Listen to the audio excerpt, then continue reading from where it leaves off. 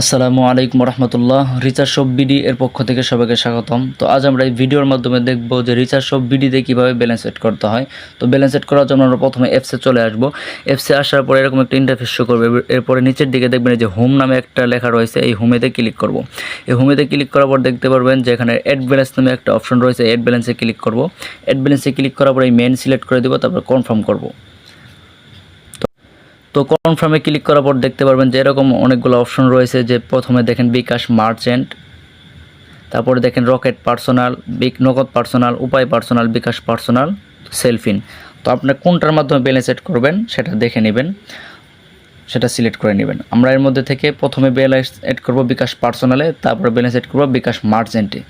Personal যেটা বিকাশ, এগুলো নিচের সবগুলো পার্সোনাল, এই পার্সোনালগুলো সবগুলোই একই রকম সিস্টেম যে ব্যালেন্স এড করা, ঠিক আছে। আর বিকাশ মার্চেন্ট যেটা উপরেরটা, এটা আলাদা সিস্টেম, ঠিক আছে।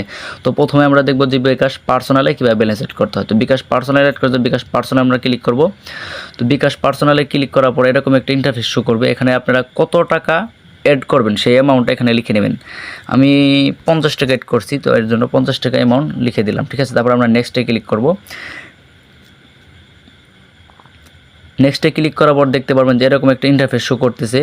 এখানে দেখেন যে একটা নাম্বার দেওয়া রয়েছে এবং এর পাশেই একটা কপি করার আইকন রয়েছে। আমরা এই কপি করার আইকনেতে ক্লিক করব। ক্লিক করে দেখতে পাচ্ছেন নাম্বারটা কপি হয়ে গেছে, এই যে উপরে লেখাও বাড়াইছে যে কপিড।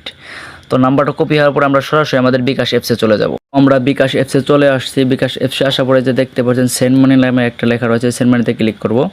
সেন্ড মানিতে ক্লিক করে নাম্বার লেখার জায়গাতে আমরা টিপ দিয়ে ধরে থাকবো। টেপ করে ধরে থাকার পরে দেখেন পেস্ট নামে একটা লেখা পড়ে, সেটাতে ক্লিক করলে আমরা যে নাম্বারটা কপি করেছিলাম সেই নাম্বারটা বসে গেছে। এখন আমরা পরের ধাপে চলে যাব। পরে যেহেতু আমরা এখানে 50 টাকা অ্যাড করবো, 50 টাকা সিলেক্ট করছিলাম, তো আমরা এখানে 50 টাকা অ্যামাউন্ট দিয়ে দিব, দিয়ে এই নাম্বারে সেন্ড মানি করবো, ঠিক আছে। তো আমি আমার পিন নাম্বারটা দিয়ে দিচ্ছি, দিয়ে সেন্ড মানিতে ক্লিক করতেছি। তো আমি আমার পিন নাম্বারটা দিয়ে দিয়েছি, এখন আমরা সেন্ড মানি করব।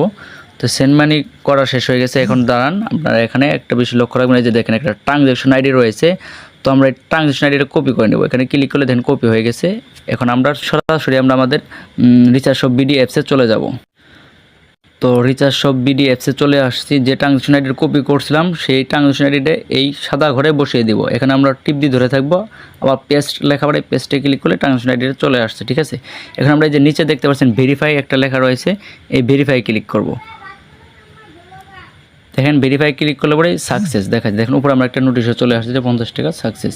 তো আমরা এই করচিহ্নতে ক্লিক করে চলে যাব। আবার আমরা ব্যালেন্স দেখার জন্য যে হোমে ক্লিক করব। হোমে ক্লিক করার এই যে ট্যাপ ফর ব্যালেন্স একটা লেখা দেখতে পাচ্ছেন, এখানে আমরা ক্লিক করব।